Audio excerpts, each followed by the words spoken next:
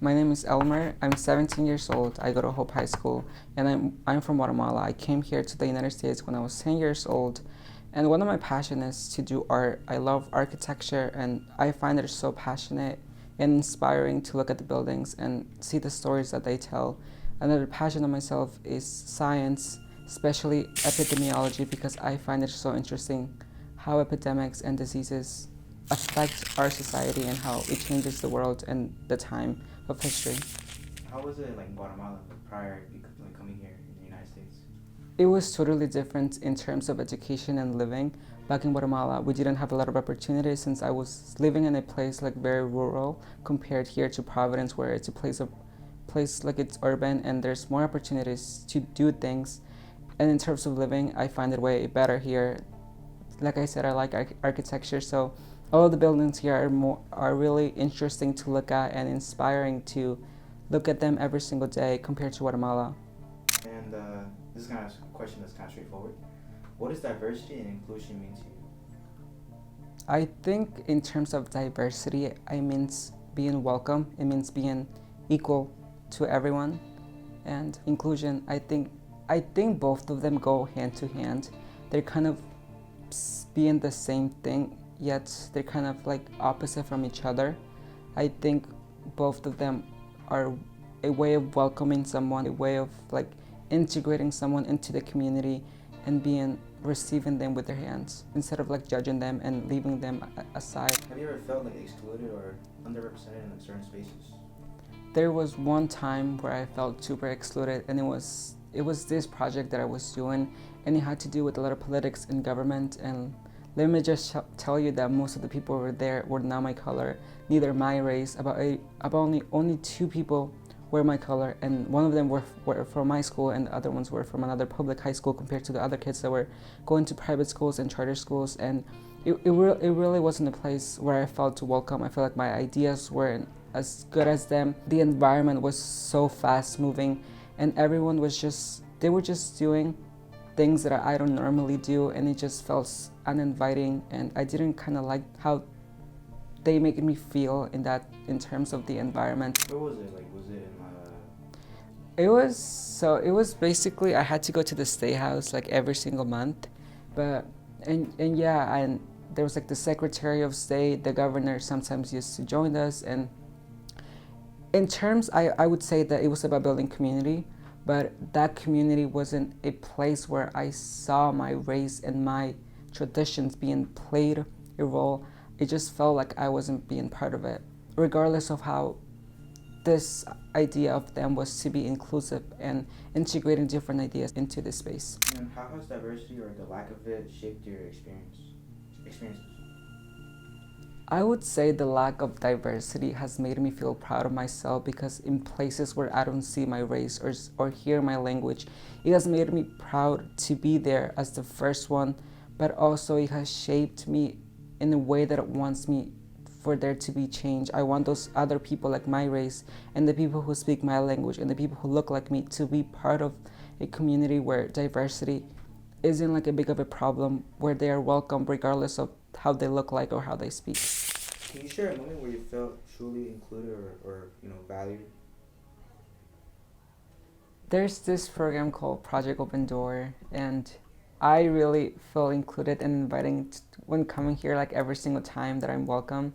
It's just a place where, regardless of my identity or in my traditions, I just feel like it's a place where everyone's welcome.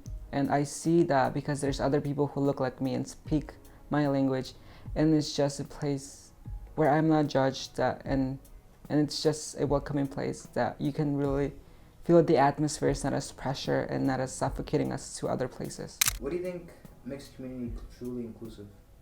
I think in order for a community to make their impact of being inclusive, they have to understand that the people are not all of them are the same. The people have different ideas. The people act different. They think different. And just because of stereotypes, just because of the historical stereotypes that some races are dangerous, that some races are not meant to be equal in society, I think communities need to understand deeply that idea that every race needs it's equal to each other regardless of their history impacts. And so, how do you think diversity impacts society as a whole? Let me think. I would personally, I think diversity is something that a lot of people debate on, especially in today's world. People see diversity as a threat. They don't want society to be diverse enough. They want society to be the same race as itself. They want society to have the same idea. They don't want threats to other people. They don't want races to coexist together. And I think that's really sad and really it's sad and hurtful for other people who want diversity in communities, and people in power just don't want people to coexist together as a whole. What changes do you hope to see in the future regarding diversity and inclusion? I think the biggest change that I want to see in the future is for the people in power, like the government, to change the idea that diversity is not a threat to humanity, but it is something that makes us who we are. And I see that as something that people should also have in mind, that diversity is something helpful, that it's a tradition, it's something beautiful, and that we should not be ashamed of it, but to uplift it and make it something out of it. What do you think of people in power? To be honest, I think hierarchy, the foundation of them is just power. Power is what drives them to make changes. Power is what drives them to reconstruct society. And they don't want a good change. They want what makes them better. They want what makes them way better than all of us. Like the president of today, he wants to destruct diversity because he sees diversity as a threat to society. He sees diversity as something that shouldn't be normalized, and I think that's just cruel. And he shouldn't use his power to do something like that. I think he should use his power to unite the people instead of making them more unequal than they already are, because that's the way it feels at us today. Do you feel like you're kind of impacted by the actions that he's done? So laws that he's passed? I think personally right now I feel like I'm not really impacted, but my community, my race, my tradition is definitely in danger because of what he's doing. He's making executive orders that are terminating, that are halting pieces that make up something diverse, and I just think that's really sad. Terminating as to what? If you can go into more detail. He's terminating everything that has to do with diversity and inclusion for all of the universities across the United States. He's deporting people that are international students because they're raising their voice, because they have the rights from the First Amendment, yet he still doesn't believe that they do have the right because they're not from this country. Just because they're not from this country doesn't mean that they don't have the right.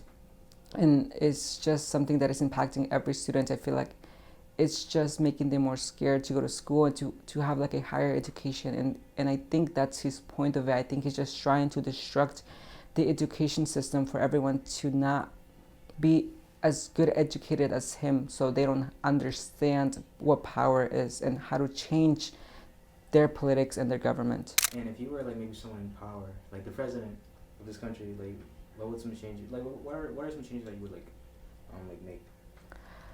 I think if I were to be someone in power, I would try to make people closer together. I think I would try to reunite bridges that have been long apart. I think I would try to change the historical wrongs of what the government has done. I think I would change the norms of society based on their ideas that not all races are equal, which I think is just wrong and harmful to everyone.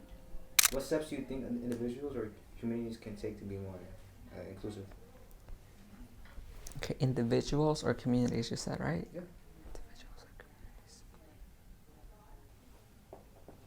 I think in terms of individuals, they need to understand that their voice counts, and not only in terms of politics, but I think their voice and their ideas counts toward inclusion, because their communication makes society as a whole, their communication make society work towards a better future. And in terms of communities, I think how they select and how they represent each race is really important and critical, because based on those steps is what drives inclusion. Based on those steps is what drives people to understand that they are welcome and inviting towards a certain atmosphere, because people will not only remember what a community has told them, but will remember how a community has made them feel in terms of the impression of their atmosphere. Is there anything else you want to share? I don't know, not that I think of it. Anything? Nothing? No. No? Okay. I appreciate it. Thank you so much, Elmer. Yeah. Oh, am I supposed? Okay, You don't have to say okay, bye. bye. Okay, bye then. Just cut every single pass. It's good. I'll go back to that one question. Okay? Damn, dude, I don't know what to say about that one. What do you think? Whoa, hold on. They can hear me chewing gum. Okay. I don't know what to say, but I'm just gonna jab and say something.